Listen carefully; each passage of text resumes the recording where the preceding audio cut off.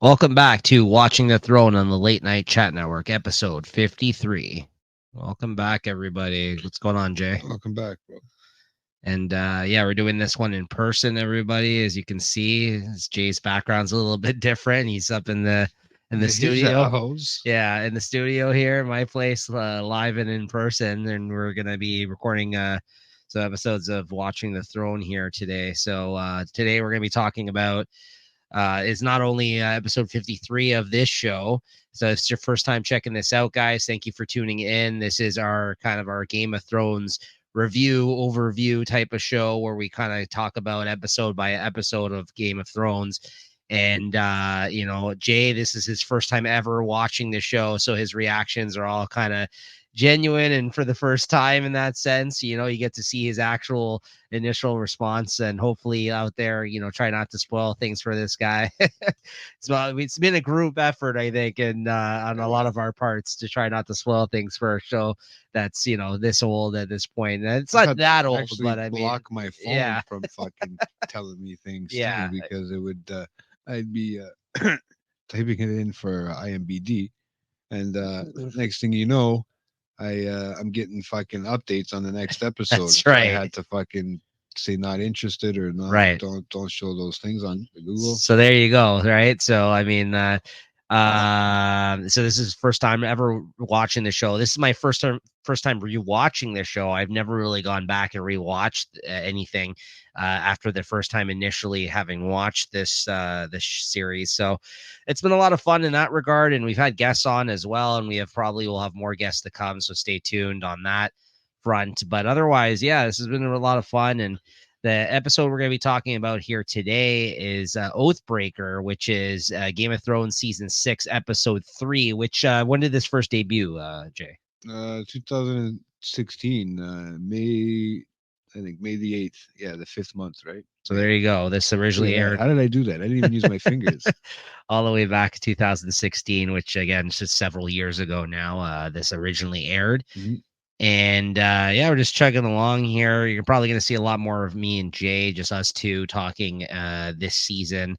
And then I think we have some guests returning at the end of this season. And then we're making our way into the last two seasons, which were split up between the last two for Game of Thrones. And stay tuned because they just have confirmed recently that the season 2 of House of the Dragon will be returning this summer of 2024, as we move into the new year here, guys.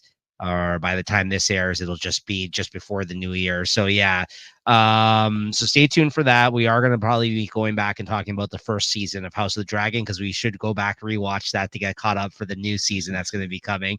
So that'll be a lot of fun as well. And shout out to all the people that have been checking the show out here. We've had some new people subscribe and shoot us some comments as well. And we've gotten some great feedback, and we see the numbers on the episodes as they go out. So yeah, thank you to everybody who's checked this show out. It's been a lot of fun for us to do, and hopefully we can kind of keep this format going with other types of shows too once we're done this. But still got plenty to go. So yeah, and we do probably plan, we've kind of loosely talked about it, but it would be very interesting to get all you guys, Game of Thrones fans that have joined us, and hopefully maybe some other people too that have yet to join us, for the new airing of House of the Dragon when that comes out of season 2. Because I think we may want to get together and talk about the episodes as they come out week to week, right? Like after the airing of the episodes, which of course will air on HBO, if usually is on Sunday evenings. So if we can kind of get an episode out to you guys within a day or two, that'd be a lot of fun, I think, to go and actually do that in real time as they actually come out, as opposed to us having already watched the material like we're doing with this, at least in my experience. But this is Jay's first time seeing them. But yeah, that'd be a lot of fun, I think, if we did something like that, Jay. So we'll have to talk more about that, because I think that'd be very interesting to get people's initial reactions as the shows are coming out, because we'll all be experiencing those shows for the first time. That's what I was gonna say. Yeah, Probably I'll be on the same yeah, bandwagon that's that what you I guys mean. were all on when this came out, because I get lucky and I don't have to wait. That's right. Yeah. So that'll be really fun to see week to week what ends up happening. I'm really looking forward to the second season. I really did enjoy the first season. It was very different, honestly, than Game of Thrones, but I did like it. By the time the season had ended, I felt like invested in this new kind of story that they were telling in that series, right? Because it's just that, it felt familiar but different at the same time. That series, I felt like it kind of stands on its own. I think of it, which is it's a compliment. I think it's different. I think in tone than Game of Thrones in some regards. Some regards, obviously, it's the same, but anyways, we'll get to that when we get to that. But here we're going to be talking about Oathbreaker. What did you think of this episode here today, Jay? It was really good.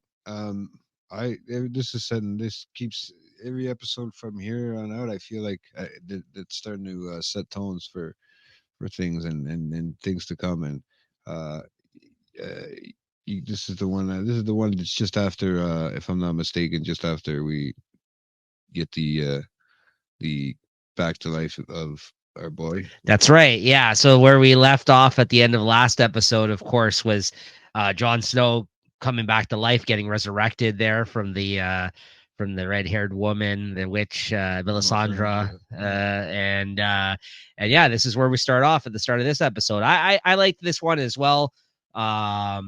Again, I'm not remembering everything from these last couple of episodes that have actually occurred. So A lot that's more of the thing in this one too. I think there was more Arya in this one.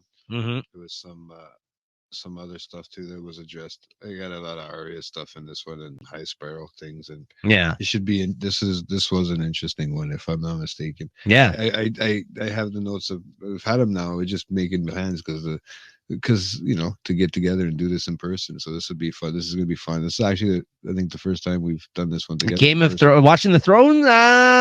Maybe we may have done one other one time. One time. No, I don't really think. No. No, I don't Okay. I Well. think we did like that one back before, Okay. right? That we talked about back. Yeah. Yeah. Okay. Yeah. Maybe you're right. One of Maybe those you're right. last episodes, but Yeah. So this will be interesting then. Okay. So the scene opens up the episode here as Jon Snow awakens and gasps for air. He slowly sits up and scans the room. He then looks down and is horrified, by stab wounds that he sees, confirming that it's not a bad dream he had. Davos, having returned to the room on hearing the noise, is shocked but relieved and quickly helps Jon as he struggles to walk. Davos asks Jon if he remembers anything. Jon, still shocked, says yes, he remembers getting stabbed by Ollie, that piece of shit kid, and Alistair Thorne for bringing the wildlings to Castle Black. Melisandre enters, shocked that the resurrection has worked. She then goes to Jon and asks him where. This is a pretty crazy part, and asks him where he was after his death. Jon replies he saw nothing, which again, it just hits close to home for anybody, I feel like, because we all want to imagine that there's something beyond death, and like the fact that he was horrified to recount to her the fact that he didn't see anything, right? Like that's kind of scary, man, to think, like, right? It is trippy, really, when you think about it. Yeah. But um, I didn't think he was going to see anything. Yeah. I mean, he didn't go for that long. No. I mean, to be honest with you, Yeah. in Game of Thrones time, it was like a whole day or something. But Yeah. yeah, other than that, yeah, he was gone. Yeah. So I mean, where would you go? I don't know. If he wasn't gone long enough. So that was kind of scary to just for him to say that, or to say that, like, yeah, he didn't see anything, right? Yeah, it's a trip. So yeah, he says that, and much to Melisandre's disappointment, and then She says about basically, Stannis not being the prince. yeah, she says that the Lord of Light brought Jon back for a reason, and that Stannis was not the prince that was promised, but someone must be. And Davos asked Melisandre to leave them alone so Jon can adjust to his revival. So, and then Imagine having to just fucking wake up after being dead. that'd be crazy. I mean, but then you wouldn't know any better, right? I It'd be mean- like going to sleep, right? Just having a nap type of thing, right? So, Like, he literally got stabbed. It's not like he was just dead. They might have thought he was Right. dead because he had a low pulse or something, or whatever. But fuck, he literally got stabbed. It was a Yeah. pretty fucking yeah. fucking kids Yeah. these days allowed to play with swords. What the hell is that? Davos grabs a stool and he notes that Jon was dead, and now he isn't, which is completely fucking mad. But he can only imagine what Jon thinks of it. Jon says he tried to do what he thought was right, but got murdered for it, and asked why he returned from the dead. Davos answers that they may never know, but it doesn't matter. And the important thing is to fight and go on living for as long as possible. John thought he knew how to, but isn't sure anymore. He failed. Good, says Davos, and now go fail again. Yeah, basically, Hey, you fucked up once, all right? yeah, Fuck up again. yeah, Who cares? exactly. He's like, You're alive. he's like, he's like, yeah. What does it matter? You're alive now, and You hit you're the here. reset button like a Exactly. video game and just keep going. Let's go. After he has recovered, What is it, John 2.0 now? pretty much, yeah, yeah, and he's got the war wounds to prove it, right? Oh, wow. After he has recovered, though, John dons his Night's Watch armor and the Lord Commander's cape and walks into the courtyard, seeing many of the free folk and his fellow brothers arrive before him. John, still struggling to walk properly, comes down and greets the dumbfounded Tormund. Tormund jokes with the resurrected Lord Commander before hugging him tightly, which slightly pains John due to his stab wounds. John then greets the relieved Edison Tollett, and they embrace. John thinks it's still himself in his body, not a white, which they joke about basically whether or not it's actually him in his body, which is also would kind of fuck with you a little bit, I think, honestly. Yeah. I think he said something about his pecker. Well, yeah, we'll get to that. So he jokes to hold off on burning his body for the time being, and saying that it is him inside the body. And yeah, this is where they make the joke where he's like, I'm not a god. I know what kind of god would. He's like, yeah, I know what kind of god would have a pecker that small. That's what Tormund makes, because they've been making that, making reference to the fact you're like, are you a god or something? How'd you come back to life, right? And then Tormund, obviously, they've seen him naked now on the slab, right? Yeah. Saying like, yeah, I know you're not a god, because if you were, you wouldn't fucking have a dick that small, right? Essentially, right? Which, of course, JT is always here for those jokes. That's why. For the pecker joke. Yeah. But yeah, interesting start and return of Jon Snow. He didn't leave us for too long here. A couple of episodes, guys, right? So they fucking tricked me. They tricked me, man. They kind of led me on to believe that he was gonna die, and then they kept it from me. And now he does die, though. We didn't tell me he was gonna come back alive. Oh, then on this next scene here, you got Samuel. Gilly and her baby son Sam are sailing on a ship to Old Town. Gilly and Sam have never been on a ship before. Sam is seasick and begins throwing up into a chamber pot. I know his feeling, man. I can't even go on a fucking boat, man. I get seasick. I know the feeling, man. Oh, have you ever gotten seasick like that? Yeah. I've been when I was younger. Okay. Yeah. I don't know. I think a teenager or something, maybe a little. Yeah. Yeah. I think I was in Greece. I think when that happened, we went on we went to Crete. You gotta actually take a boat, obviously, because it's an island. A smaller boat, right? Not a crazy big boat. It's a pretty big boat, but so I got seasick, I think, on that trip because we were on the boat for quite a while, actually going there. Yeah. And I was on a small boat going fishing, a fucking little boat in there. Yeah. As soon as we got into the swells, I was in Cuba fishing. Oh God. And then all of a sudden, as soon as they went into open water, that was it, man. As soon as the boat started going like this, that was it, man. I was so sick, had to lay down. As soon as they brought me back to the shore, and as soon as I put my feet on the ground, I was fine. Yeah. Crazy. I feel for Sam though. Sure. So he's getting seasick. He's throwing up in a chamber pot. Gilly assures him that it won't be long and says that she can't wait to see Old Town. The ship's captain told her that it's the most beautiful city in Westeros. While Sam had originally planned to go and study at the Citadel, he adjusts his plan since he cannot bring Gilly and her child along, as the Citadel only allows men within its walls. For their safety, Sam decides to take Gilly and Sam to his ancestral home of Hornhill. While he does not get along with his father, Randall Tarley, Sam assures Gilly that his mother and sister are very kind. Sam wants to do everything to protect Gilly and her child from harm. Despite some unease, Gilly promises to follow Sam and let him decide what is best for them. Yeah, so that's crazy. And now we're going somewhere else now. Hornhill. Have we seen Hornhill before? I don't think so. No, right? I don't think we have yet. No, because we haven't actually seen where Sam's from. And now, if they are going to introduce you into that aspect of this character, then we're going to actually see his father was referenced a lot so far, and their relationship and all this kind of stuff. So yeah, that's an interesting kind of avenue that we haven't really seen yet, right? Or his people or his lineage, right? So it should be interesting to see that, right? Yeah, different, a whole new town. Yeah, exactly. But then going back over here beyond the wall, we got Bran has a vision of the past again in this scene. Now, this is another interesting flashback scene where you get to see a young Ned Stark in this scene, right? Teasing you in that. Yeah. He and the Three-Eyed Raven were at the Tower of Joy in Dorne shortly after the end of Robert's rebellion. The last two of the Targaryen Kingsguard stand before the tower and block the way of a small party of Northern led by Ned Stark himself. Three-Eyed Raven identifies one of Ned's companions as Howland Reed, Mira's father. Of course, Mira Reed, who was one of the kids that was accompanying them on their journey there before she died, right? Or was it the boy that died? The boy died. Never mind. Yeah, he's still there. Yeah. Eddard tells Sir Arthur Dane and Lord Commander Gerald Hightower to stand down and ask why they weren't at the Trident. Sir Arthur states that Rhaegar Targaryen ordered them here to guard the tower, so they were there. They remained, even as Rhaegar and the Mad King both died.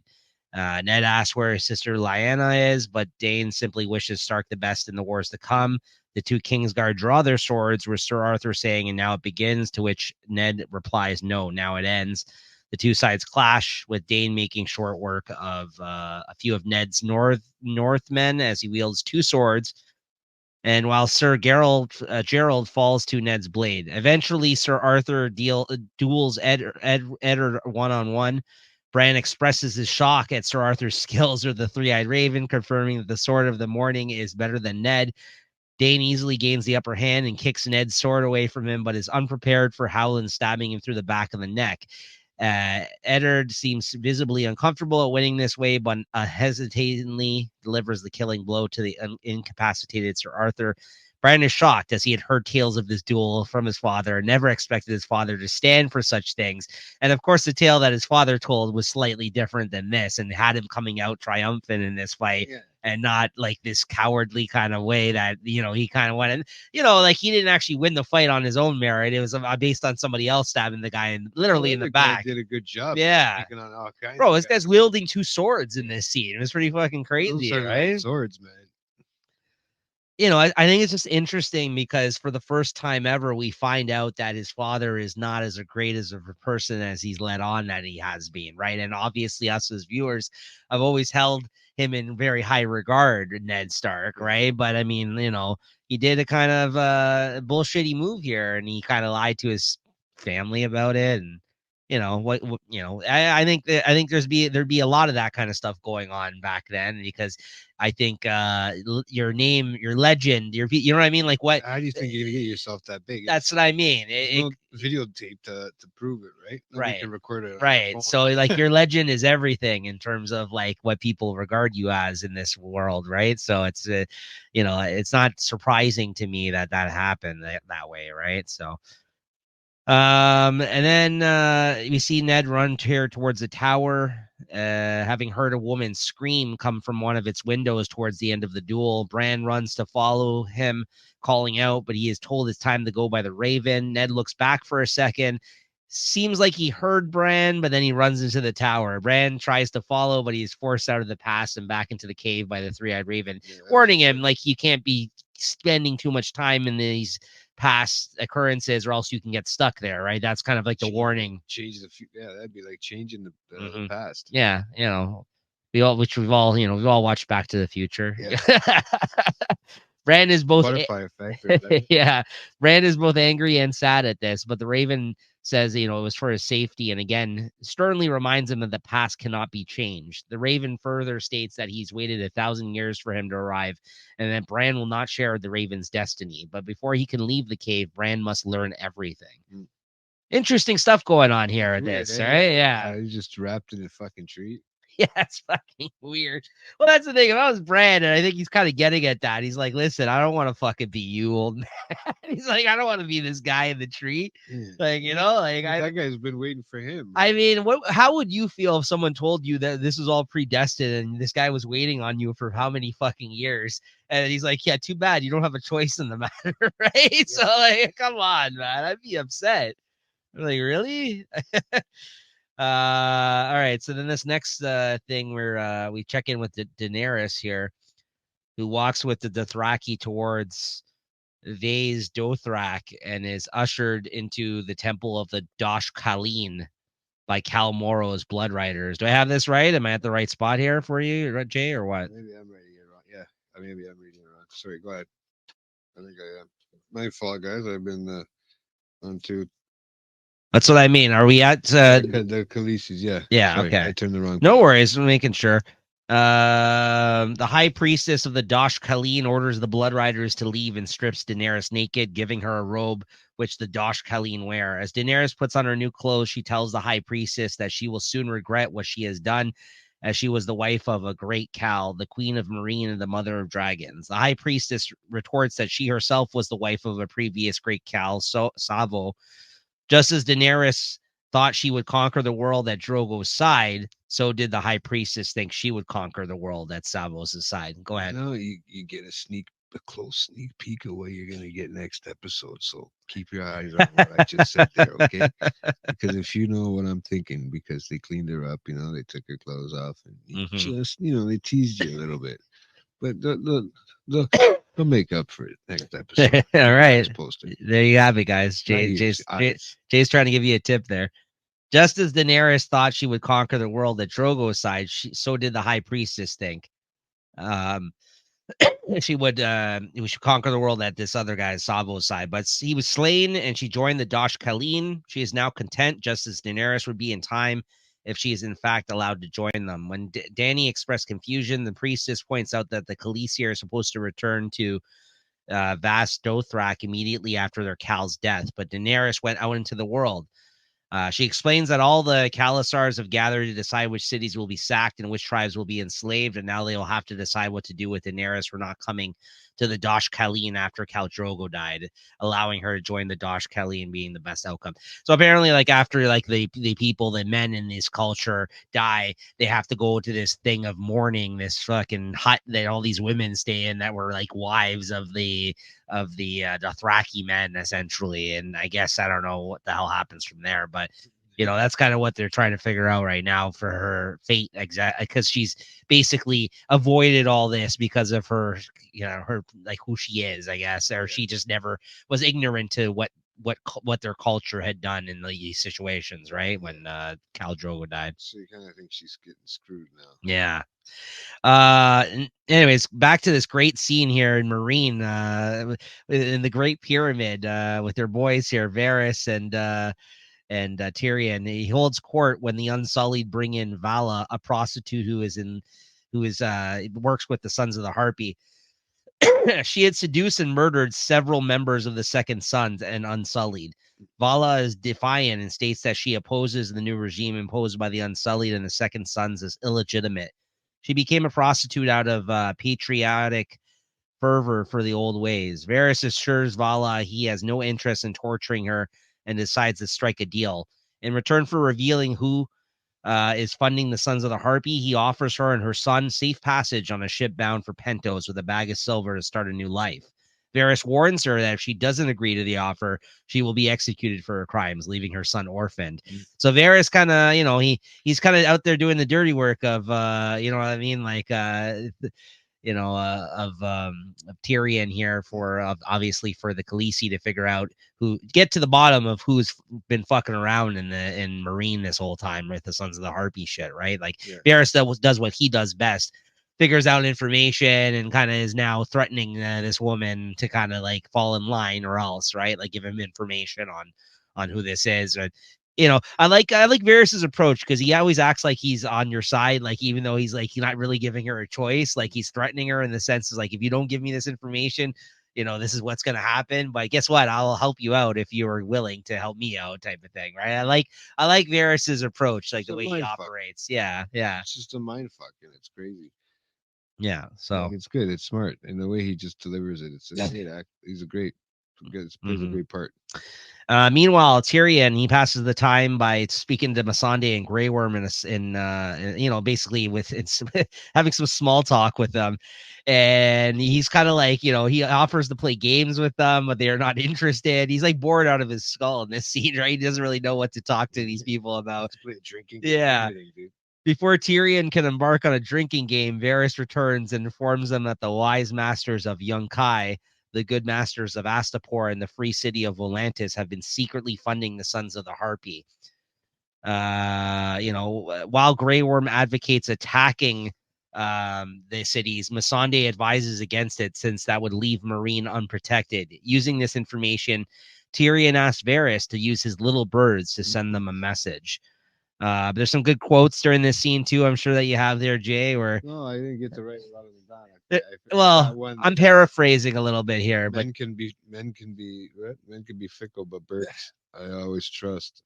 mm-hmm. Right.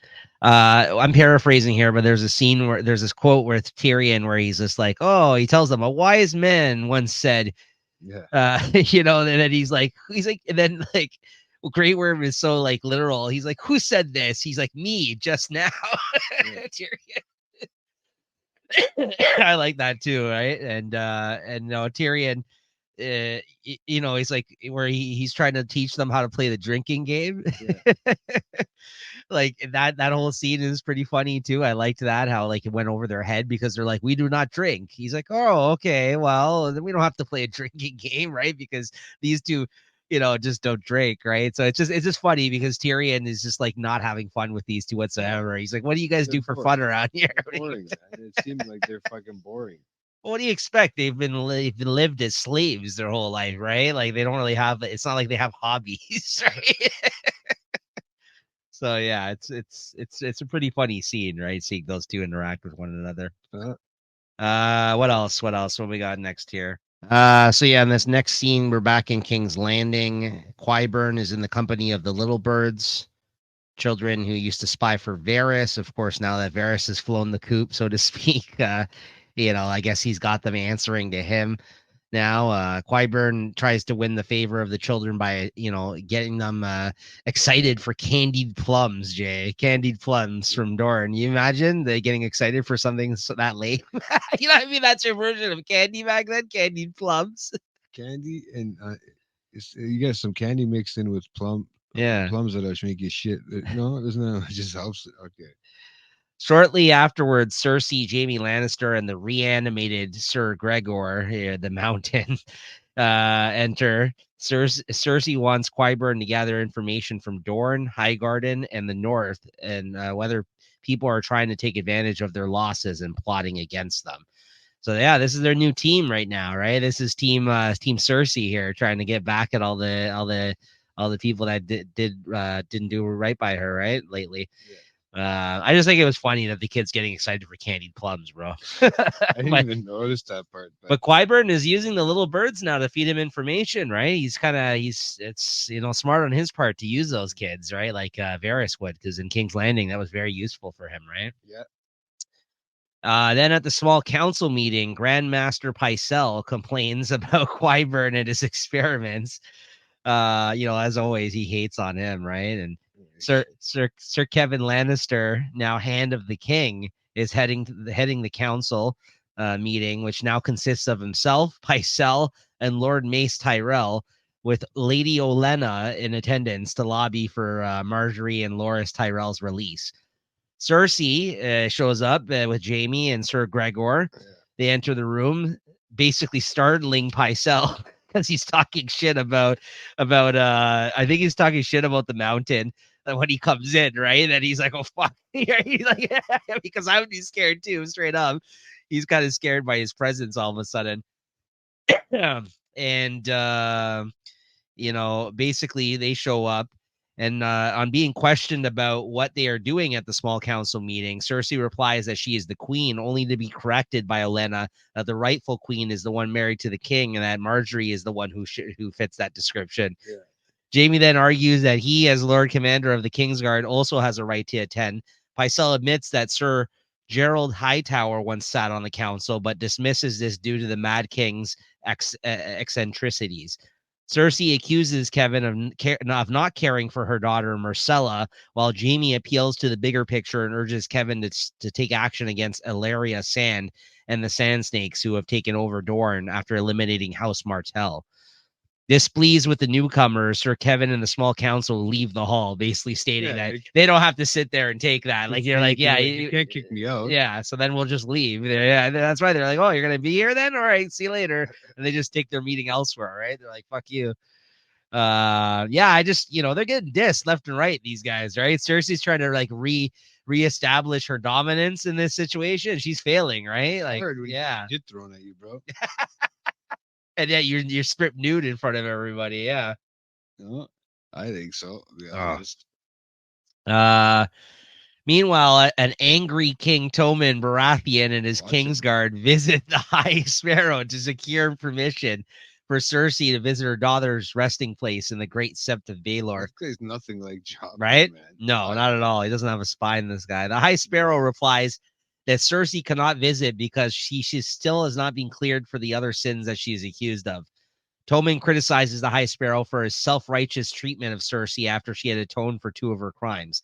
Despite their differences, the High Sparrow claims admiration for the deep love that Cersei has for her son, Tommen, which he attributes to the divine love of the mother.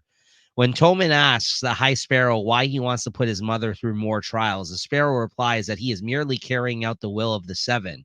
He urges the young king to turn to the Seven for wisdom. Before Tommen leaves, less angry and more uncertain after his conversation, the High Sparrow tells him that the Seven have worked through his grandfather and mother, even though they may not acknowledge it.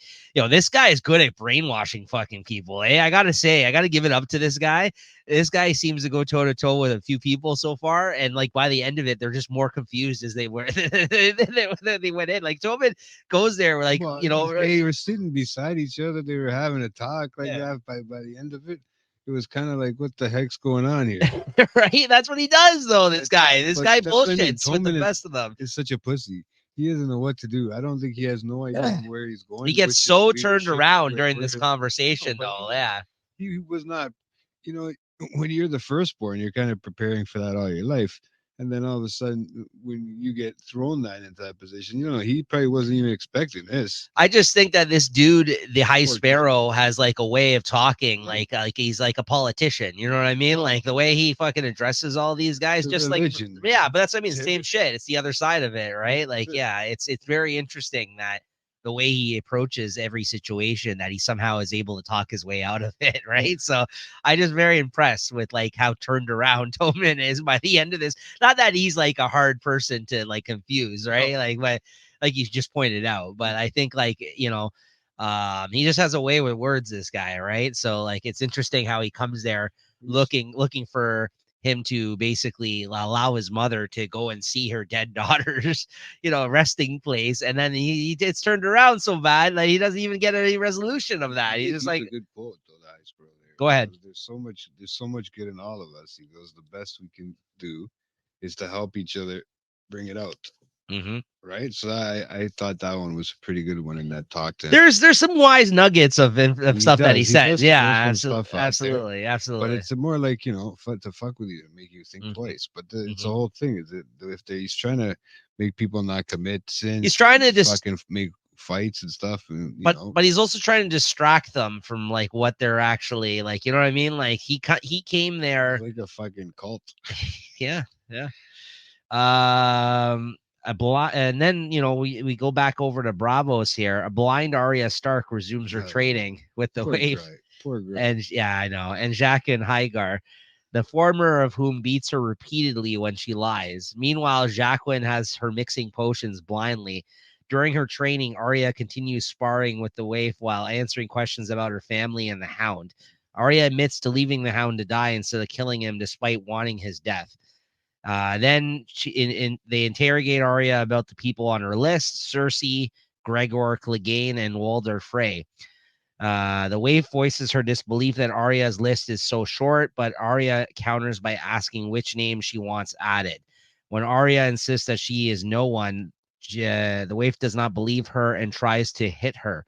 However, Arya is able to deflect her blow and leap out of the way, surprising her. And after confirming that Arya has mastered blind sparring, Jaqen approaches her and offers to give her back her sight if she tells him her name. She replies that a girl has no name. Jacqueline then leads Arya to the well where he scoops up a bowl of water, which he offers her. She is reluctant as others have drunk from it and died, as we've witnessed. And she says that if she is truly no one, there is nothing to fear. Arya drinks from the bowl and her sight is restored. When Jacqueline asks Arya who she is, she replies that she is no one. So it looks like she's once again completed another step of this Mr. Miyagi training that she's got going on here in her I'm waiting storyline, for right? wax on, wax off. Yeah. I'm waiting for it, seriously.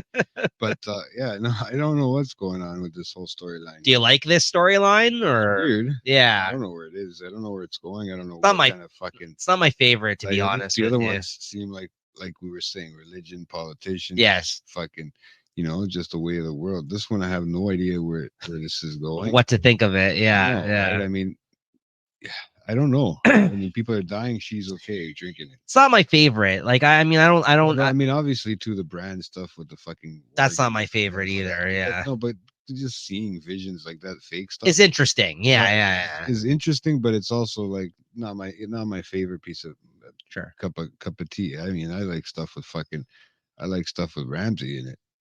That's more realistic, at least. Jay is basically saying he likes the most sadistic stuff in Game of Thrones has to offer, right? The most fucked up, Because we're messed coming up up with things. another. Yeah. We're coming up with Ramsey. Speaking of it, Yeah, here we go. We're back over at Winterfell in this next scene. The Umbers, led by Small John Umber, travel to Winterfell to meet Ramsay Bolton, the new Lord of Winterfell and the Warden of the North. Small John and Ramsay chat about their experiences with their fathers. Small John mentions that his father, Great John Umber, is dead, but admits that he would have killed him if the opportunity arose. Ramsay denies murdering the late Roose Bolton, then claims that he was poisoned by his enemies, but Small John doesn't bother believing him. Like, come on, bro. Like, he's poisoned by his enemies. I just love how he's sticking to that story, right? Like, really? Like, What even you gonna test me? he's just like, well, that's the thing. The guy is not clearly, but he's just like, come on, bro. Like, we all know you killed him. Like, let's be honest here, right? Yeah. He's like, I don't know what you're talking about. He is poisoned by his enemies. All right. Whatever you got to tell yourself. Small John has come to forge an alliance with the Boltons against Jon Snow and the Wildlings. However, he refuses to bow to Ramsay, citing the late Robb Stark's betrayal at the hands of Roose. Small John then reveals that he has a gift for Ramsay, who asks if it is a girl, hoping for Sansa Stark. Small John replies otherwise, and Umber guards enter the room with two hooded figures. The first turns out to be Osha. The second is Rickon Stark, Ned's youngest child. Osha and Rickon appear uncomfortable to find themselves in Ramsay's presence. When Ramsay asks Small John to verify his identity, an Umber retainer enters the room carrying the severed head of the direwolf Shaggy Dog. Oh, another direwolf down. That was sad. I was just like, come on, bro.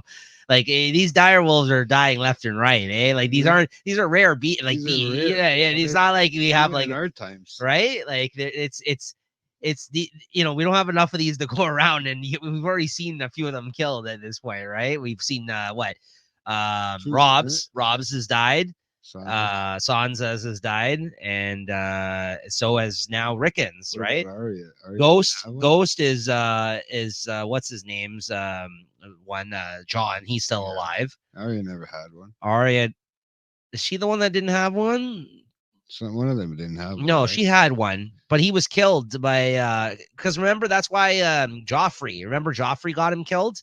Oh, and that wasn't Sansa's. That wasn't Sansa's. That was hers. So where was Sansa's then? I don't know. Actually, that's a good question. I don't know about hers. Can't remember either. Now that I'm but yeah, I think John's is one of the only ones that we know that's still alive at this point, right? Sansa's come out of nowhere, man. And then Bronn, does Bronn have one at the tree? Yes, yeah, because he went in the body of it. Someone who's seeing through it. Yeah, right. But where about Rickon? Rickon's dead now. This is the one that he just this Shaggy Dog, right? So, and Rickon's expression of dismay confirms that was his pet.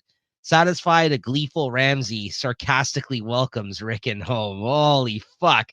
I did not remember this happening. It's another scene where I've just it's just not in my memory of a lot of it seems like a lot of the Ramsay storyline I've forgotten. So I've quite been enjoying his storyline throughout this season. It's been very interesting now. This season 6 Ramsay, this is a whole other, he's leveling up in terms of how fucked up he is in this season, right? Yeah, you think he's gonna give Rickon to fucking Karstark? We'll have to see what happens, man. I don't know. I haven't seen that. They haven't gotten that far. All I know is that he's there, and I know what happens. Well, fuck, bro. This is a little bit much. He's a little bit fucked up. Wait until next episode, guys. That's an interesting one. Yeah. Wait until next episode. You fucking sick bastard. So don't forget to bring your fucking master an apple, man. Just remember that. But back at the wall here, sometime later, John oversees the public hanging of the traitors responsible for the mutiny at Castle Black: Bowen Marsh, Othel Yarwick, Alistair Thorne, and Ollie.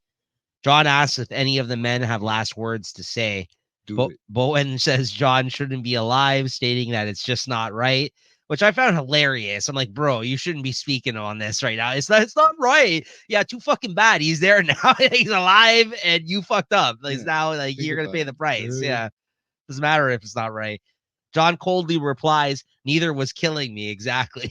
Yarwick pleads John to write his mother in White Harbor that he died honorably fighting the wildlings. Fuck you. Alistair says he had a choice. Yeah, Alistair says he had a choice to betray his commander or the Night's Watch. He then says that John bringing the wildlings was a dangerous problem and had to be stopped, and warns him that John will be fighting their battles forever. John gives his respect to him. Even on his last moments, he's like, "Listen, I made a choice, right?" He's like, he accepts his fate, right? I do like that. They're gonna die. Yeah, I do like at least he was just like, "Yeah, listen, I made my decision," right? He's not like he cried in the last moments here, like, "Oh, I shouldn't have done that." He gives him his respect, and that Alistair would follow his convictions, even if he knew this would be the result beforehand, because he believed he was doing the right thing. That's what he believes, man. Sometimes you do what you believe in if it is the right thing. Just like John did what he thought was the right thing, right? And he paid the price for that too, right? So he came back alive. He's lucky. But that's what I liked, is that the two sides of the same coin, they both believed they were doing the right thing in this moment, and they made their decisions, right? The only difference is John came back to life to fucking live another day, and Alistair Thorne is not going to. So, unfortunately. That's what the Lord commanded. John then moves on to Ollie. Dude, this piece of shit, bro. This kid's got balls. Face. I hate this kid. Balls, yeah. He does though, man. They gotta give him that, man. He hasn't even the poor kid hadn't even got laid yet, and he's got these kind of fucking balls, bro. Man. But that fucking glare on his face. He says now they do. He's like, yeah, he just gives him that look, man. You gotta fucking do it. Come on. Who says nothing and glares furiously at John. John reluctantly cuts down the rope, killing all four traitors. John looks at Ollie's lifeless body hanging there afterward. I heard him, mate. Yeah. John takes off his cloak and hands it to the confused Ed. John then says Ed can do whatever he wants with the cloak, unofficially designating Ed as the 999th Lord Commander of the Night's Watch. John then leaves the courtyards and declares his watch has ended, leaving the rest of the brothers in shock. What a great end, though, to this. He's like, this isn't for me anymore. What put him over the edge was the Ollie death. Yeah, he's like, I had to kill a child today, right? Yeah, exactly. I get it. I mean, I'd be kind of that kid stuck a fucking dagger through his heart. Like, okay, like he literally finished the job the first time. He might have survived those other stab wounds. Those other 50 fucking stab wounds he got, but the one right through the heart at that end. That's what did him in. Yeah. Did him in, man. Straight up. Yeah. Bro. But that kid had balls to just stand there and look him in the eye, man. You know what? Hey, I'm gonna be the one that's haunting you in your dreams. Yeah, basically, is what he said. It's not a stupid fucking face, though. Hold on, let's try to pull up this face. My two screens, right? So it's hard, man, to do it at the same time. But honestly, man, the poor. I felt bad for John at that moment, only for him, only because he had to having to go through with that. Yeah. I knew he was gonna do it. I knew he had no choice, right? Yeah. But I honestly didn't think he was gonna walk off either. Right. Yeah. Here we go. New haircut. There's his face right there. Yeah. Come on, I'm a man. I can take this. And then of course you get this one. Him after he dies. All the blood's gone fucking stuck in his head. Hilarious. Yeah, no, I was just like, but you're right. He's still, even as he's about to hang him, he's like, fuck you. Well, you know what? He really didn't believe in it at all anyway. I just like that John went through with it, because of course, given that opportunity, you're going to fucking kill all these people that killed you, right? I didn't like the wildlings because about his father, his parents. That's family, right? That's right. Specifically, and John knew that. So it was kind of a weird thing, right? A toss up. You do what's good for your people. I mean, we'll see what happens coming episodes Yeah. if John made the right decision or not. That's what's so good, though. That's what's so good about this plot is that it's not so clear. It's not so black and like it's not clear cut. Like it's very like Open ended yeah. Well, it's just in like different ways. Like that's what I mean. It's not so easy to determine who's right and who's wrong in this situation, right? Like they both obviously stand for different things and believe in different things, and John thought he was doing the right thing by uniting them, right? But to Sir Alistair Thorne, who has fought against these people for fucking as long as he's been part of the Night's Watch, and then his family before him, and all these, what you know what I mean? Like that's kind of going against what their oath really like. They as part of the deal, these are your enemies, right? Like so, it's kind of I get it. Like you live your life like we've lost people to those men, like the wildlings. They've lost people. They've lost loved ones. He's like Ollie lost his father as a result. You know what I mean? Like so, like I get it. Like how can you just turn the other cheek? Like just one day, all of a sudden, just wake up and be like, yeah, no, I'm over all that. All those years of hating on these people, right? It wouldn't happen overnight. And John kind of force this situation on him like it was overnight. Like he's literally just like, yeah, we're together now. Like he just brought them in, and then you're just like, fuck that, right? Of course, there's gonna be people that don't agree with that, right? Yeah, I get it, man. It's like it's not easy, right? Like but that's what I mean. I think we're seeing that not even just in John's story, we're seeing that in Daenerys's story too, in the sense that she's trying to change the culture of the whole slave trade and everything else, just thinking like I have the power to do this. This is going to be easy. Why would anybody want to, you know what I mean? Like not be a slave, like want to be a slave, right? Anymore, right? And it's obviously easier said than done, right? Look at all the shit that she's been going through trying to change that, right? It takes years and years to change like the culture of anything, right? Like so, just for like people to understand it. Like that's just what I for, mean. you know Yeah, what I mean, like it's just in anything. It could be in anything that we do and we've been doing for years. And right. it becomes such a routine, regardless if good or bad. It becomes hard to change, Yeah. right? Yeah. So So I mean, it's just interesting to see like these. I like in my mind, I thought these people had easier times like doing the like you know what I mean, like it like going about this shit in the show. Like in my head, I always thought Daenerys had such an easy go of things when she actually got the ball rolling. And so to see her struggle and a lot of her like conquests in the show right now, it's refreshing a bit in the sense that I thought that my recollection of it was that she had everything come very easy to her after she fucking, but which is not the case at all. I mean, again, now she's in a fucking position in season 6 where she has to follow what the Dothraki believe all of a sudden, it seems like, right? Like for like something that happened how long ago, right? So like I forgot all that, right? Like I thought everything just came very easy to her. So to see all that, it's been very interesting. And like John, like look at everything John has been through trying to unite, like, you know what I mean? I'd Like, like to see where he's going. well, I know where he's going to a certain point, but I'd like to see where he's going. You know, yeah, from here on out, right? yeah, So yeah. So, it'd be nice to see, and we keep watching. yeah, I can't wait. yeah. So, what's the next episode there, Jay? It's best Book of Strangers. The Book of Strangers. So that's the episode 4 of season 6, guys. Make sure to tune in next week for that one. As always, Thursdays at 8 p.m. These air. Make sure you like and subscribe. Leave us a comment. And yeah, stay tuned. These are a lot of fun. We're gonna keep doing them. If you guys keep checking them out, we're gonna still keep recording these and putting them out here for you guys. And stay tuned. The next episode is a doozy. It's a great episode. Some really great stuff in the next one. I'm really looking forward to that one. Yeah, I have a lot of. I've had yeah. A lot of notes on that one. Well, yeah, but eventually I start to slow. I get a lot in the beginning. I always start a lot in the beginning, and then the hand gets tired of writing. Right. Or it gets very sloppy. So I'm Right. wondering if I'm even. Sometimes I rush through the spelling. It's called JT's Shorthand. Shorthand. Yeah, there you go. There you go. All right, guys. We'll see you next time. Thanks for tuning in as always. And yes, like and subscribe and all that good stuff. Yes, Later. for sure.